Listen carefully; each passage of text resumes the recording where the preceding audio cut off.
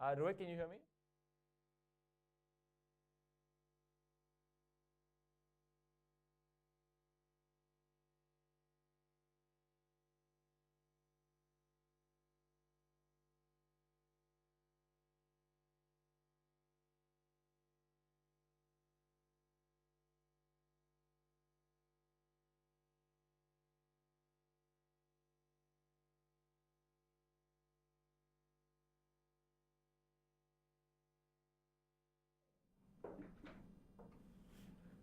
So the first US presidential debate has just concluded between incumbent President Joe Biden and former President Donald Trump. Just to get us the first reactions and his insights into what's happening is prominent journalist Rohit Sharma, who's joining us from the United States. Rohit, this debate has just concluded, lots of reactions coming in. How do you see just your first-hand impressions of what's happened in this debate? I think as we've probably seen this now. I think Donald Trump had a wonderful night. Mm-hmm. He and his campaign would be overjoyed right now. Going into this debate, there was a lot of conversations about how Donald Trump is a convicted felon, and he's not fit for office and he shouldn't be running. But I think coming out of the debate, there are a lot of questions around Biden and his competency. I mean, and how he should be as a president, or should he even be running at this point in time? Some of the Democrats are even questioning that. So there's a lot of panic going on in the Democratic world, and I think Joe Biden really had a really terrible night. I mean, whenever this is a history of presidential debates. Whenever you go into a presidential debate, the first rule is do no harm, Mm. and I think Joe Biden ended up doing a lot of harm to his campaign, his image as a president, and eventually, the nominee that he will be. So not a lot going on for Joe Biden. Donald Trump, on the other hand, had a very riveting night, if I have to say it. I think, although some of the things will be called out, some of the things that he said probably were not true. Mm. The Biden campaign will be on it. But at the end of the day, I think Americans saw that there were two people on the stage. One who was confident and the other who was not so confident. Mm. One who was able uh, to convey his message or talk in a way that everybody can understand, and the other person who was incoherent. Mm. One person who, after all everything that's against him, was still able to put up a brave front, and the other person who's the occupier in the White House, not able to reach out to the voters the way he want to, and defend his own record. So I think it was a great night for Donald Trump. Anybody in Biden's orbit right now must absolutely be dejected, and rightly so, because Joe Biden did not turn up to debate tonight. Right. Could I ask you, there's this massive conversation now that's happening about, you see it across all news channels, about President Biden's age, the fact that he did not use this opportunity to dispel concerns about the fact that he's just not all there, that age is really playing on him. Could you talk a little bit about that? Could you also talk a little bit about what we're seeing now in terms of channels talking about aggressive panic in the Democratic Party about Biden's candidacy, perhaps him even being replaced by another candidate? Can you talk to us a little bit about that? Is Also, that the fact that possible? I mean, Trump is sorry. 82 and Biden is 86. So, that Exactly. certainly was something that was pointed at the debate.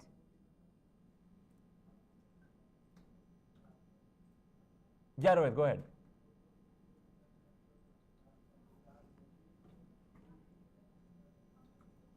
Rohit, can you hear us? I can. I'm sorry. I thought Geeta was answering that answer, but I mean, I can go ahead and tell you what it is. I Yeah. mean, at the end of the day, there have been initially last year when people started talking about this and said Biden would be replaced, during the campaign. He might be replaced at the convention. It was mostly dismissed as right wing conspiracy theories, right? But after the performance tonight, and I'm really surprised that there are some of the Democrats who are coming on and saying such things, and they're Mm. saying that maybe he is not the best candidate. Maybe he should step aside after all. Again, I mean, these are some of these could be knee-jerk reactions. I mean, some of this could be internal Democratic, politics that we're seeing, but largely, if you go and ask any analyst, any U.S. American citizen who's looking, who actually watched this debate, they would probably be more interested in knowing what the alternative is to Joe Biden at this Mm. point in time. I mean, Kamala Harris, hasn't really done well. I mean, she hasn't really polled well. But is that an alternative that they can go to? Is Gavin Newsom somebody that they can reach out to? So I mean, with between now and convention, there's only 7 weeks left. I really do not think they would end up replacing Joe Biden unless he decides to step aside. But the fact is that there are people calling out for something like this right now. Doesn't really bode well for Joe Biden and his campaign. Right. I understand. Could I also get you to talk about a little bit about the issues that the two candidates were focusing on? There had lots of conversation about immigration. There was foreign policy featured. Afghanistan was a big segment. India, of course, did not feature very much, other than one comment about climate change or so on. But could you tell us a little bit about what you thought were the defining issues in this debate, just in terms of the politics of it all? I think obviously immigration was going to be a big issue. The southern border was a big issue. It was always going to be an issue for Joe Biden.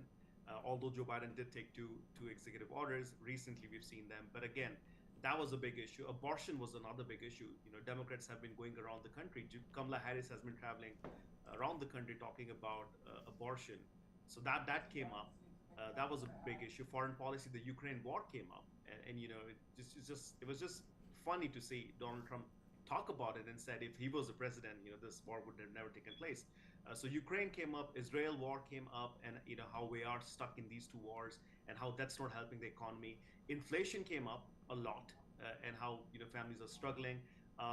Interestingly enough, because the debate was in Georgia, in Atlanta, black voters had to be quoted, so that came up about unemployment rate among blacks. So that was talked about. Climate came up, and one of another lines from the debate was when Donald Trump said that when he was the president, America had the best H2O and the cleanest air. I mean, I don't think there's any scientific data to back that up. But I mean, if you look at all these things, all important topics that Americans wanted to hear about came up, but there was no substantial, I think, talking points delivered either by Joe Biden or by Donald Trump. Anytime Donald Trump wanted or Donald Trump was asked about so many things, he would just pivot to southern borders. He would just pivot to migrant crisis.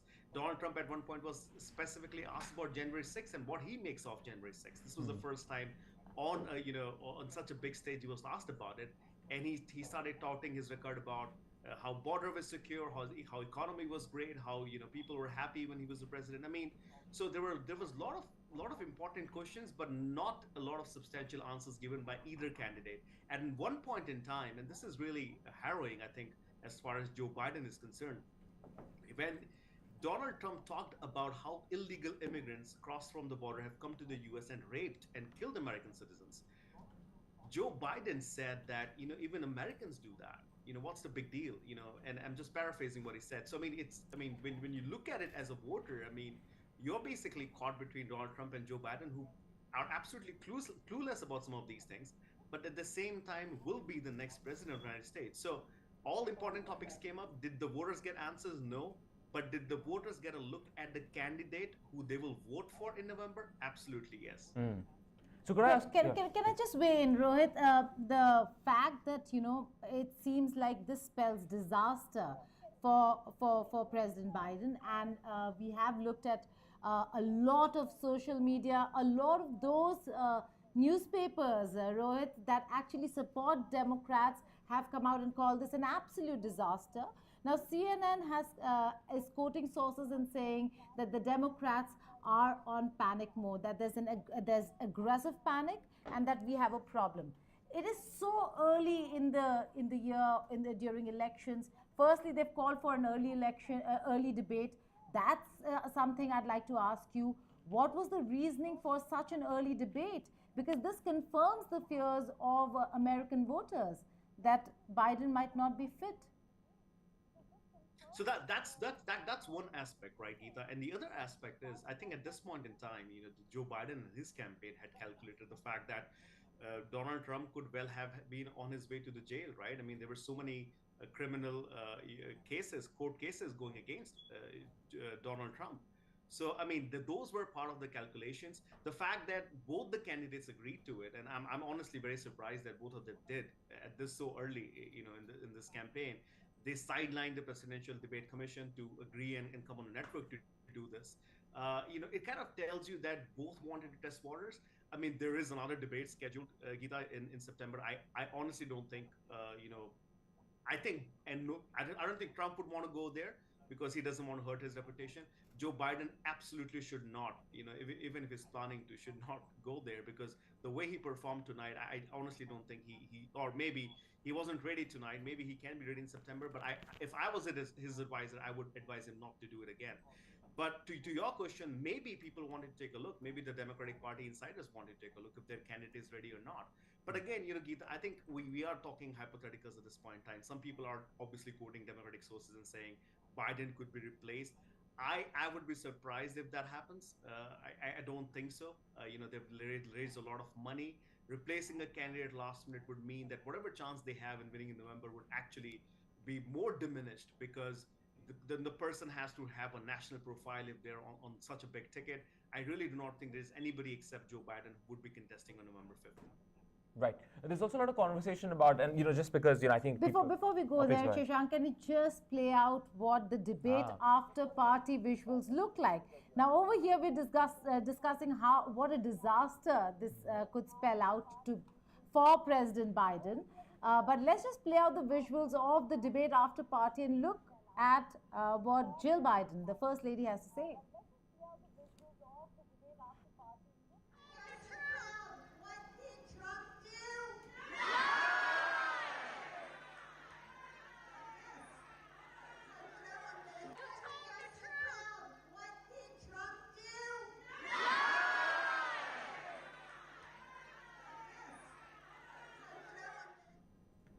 So obviously, the Democrats still looking slightly upbeat. I'm actually very interested in the fact that they're having a post-debate party after that kind of performance. But if I could ask, just and calling Trump a liar. Absolutely. So what did Trump do? He lied. Just that's what's going. That's what the First Lady said. Absolutely. On the stage. Rohit, could I ask you this question about because I think there'll be a lot of interest now, especially here, about sort of President Biden, this idea of can we switch a candidate this late? There's a lot of conversation. Lots of people have suggested this, but as you were mentioning, may not be the most practical of suggestions. If Biden has to be replaced, who by? Would the party even be able to agree on someone like this? The most obvious candidate seems like Vice President Kamala Harris, but there's no guarantee that even she is a more electable candidate. Could you talk a little bit about those? Not electable, winnable. Is she winnable? Right. So could you give us a sense of just those difficulties within the party about, can they even replace him?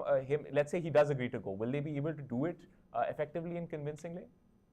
So the rules allow them to do it. I mean, the DNC rules absolutely allow them to do it. They can have any candidate they want. I mean, that's how, the old American, elections used to play up until the 60s, right? I mean, they can if they wanted to.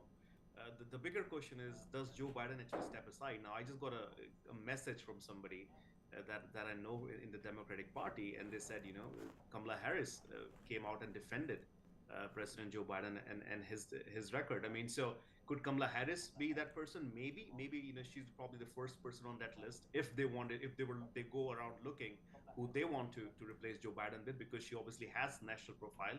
Is she polling well? That's a different question. There's the Governor Gavin Newsom of Governor, who's been a Biden surrogate for some time. And then, because I've been following this chatter around Congressman Ro Khanna. I mean, he's been traveling to all these swing states. He's been to Michigan. He's been to Pennsylvania. Doesn't really have a national profile, but he does talk and appeal to both aisles. The Republicans as well as the Democrats. So there could be so many other people that would want to probably throw their hat in the ring, but it's too late in the game. If they really wanted to do this, they would have done an open primary, when the Republicans were going through their own primaries. I really don't think that would happen. I mean, again, unless Joe Biden steps aside, which I don't think they will. Another thing that I got a text from one of the Dem operatives right now is they were saying, and as you said, that they're calling him liar, is they're saying, watch out for the ads that we come out with. I mean, yes, there will be an ad blitz, especially in the swing states. But again, how much damage controls can those ads do? People had a chance to look at the president tonight, and they looked at his rival tonight. And I think most Americans who probably weren't convinced about Trump probably are convinced, and you'll see a huge bump in polling. I mean, this is just from what I have seen over the years. You will see a huge bump in polling in those swing states, and I think people siding more and more with Donald Trump. Right. If I could ask you, if you were in the Biden camp today, of course, it's not been the best night for you. What would be the advice going forward? If they're not going to change their candidate, they're not going to change their horse midstream, What do they do now? What is the plan moving forward? You've had presidents have bad nights on election days before. President Obama famously had a very bad first election debate against Mitt Romney, but then he pulled it back. Moving forward, how would you advise, or how would you think the Democrats have to move ahead with President Biden and this campaign? Well, look, he had the chance. I mean, Democrats can say whatever they want to say right now. I mean, he had the chance to call out Donald Trump as a liar on the stage. He could have done that. He could have, talked down a little bit if he wanted to, but he did not. So if I was wearing a hat of one of the operatives there, I probably would go aggressive. I would have him feature on all the night shows. I would have him go feature on the morning shows. I would have him do sit down interviews, and just do as much damage control as I can in the next coming days, and then hope that Joe Biden, sorry, Donald Trump, gets some kind of sentencing on July 11th. We obviously are forgetting that there's a July 11th sentencing for Donald Trump in New York, and then beat that message up, right? I mean, but again, as far as anybody in the Democratic orbit tonight, I mean, you just have to drive the message that your guy is the best guy, and how is that? I mean, he's obviously old. He was incoherent. I mean, what do you do? You just double down. I mean, I think take a leaf out of Donald Trump's book and double down on your campaign messaging. That's the only way out for the Democrats right now. Right. Rohit, before we let you go, my final question to you. The fact that this was a very important debate, it covered all aspects. Now, in terms of economy, we did see Trump lack on content, but he was very confident. And if you see on various aspects, whether it's economy, whether it's tax, immigration, or foreign policy, it just seemed like Biden was left wanting and Trump knew exactly what he'd come there to do. This despite the change of rules, the moderators could mute mics, and the timing, all of that and more. So a lot has changed in the way the debate was conducted. But your final take on the content. We will be doing a fact check on everything the leaders have said. But on content, who do you think really did better? I think if so the idea for both the candidates, right, Geeta, was to go and convince this small slate of swing voters, right? I mean, Democrats usually vote for Democrats, Republicans vote for Republicans, right? I mean, and that's how it is. It's about all those swing voters. Did Joe Biden connect with those swing voters tonight? The answer is no. Was Trump able to do that? Maybe not, but he did not do damage to himself, right? I mean, and look, they're saying, the Democrats are now coming and saying, he had a cold, he was sick. I mean, the president has had nothing on his schedule for the past 6 days, Geeta, and I'm pretty sure you've probably seen that too. He was preparing for this debate. So for somebody to not have anything, just be at John Andrew's base and preparing for the debate, and to show up like this tells you a lot. And when you have the left, progressive media coming out and panning the existing president, that tells you, that he was not able to connect with anybody. As far as fact checking goes, yes, I mean, that's what, a lot of people will do, and they probably call it Donald Trump on that. But if there was one person who looked presidential tonight, Geeta, that was Donald Trump and not Joe Biden. I understand. Well, on that note, thank you so much, Rohit. Thank you, Rohit, for joining us. Joining us, and for all that we're going to have a slate of guests moving forward throughout the day to discuss what was talked about foreign policy, talk about the India angle. Thank you so much for watching India Global, and thank you once again, Rohit, for joining us. Thanks for having me.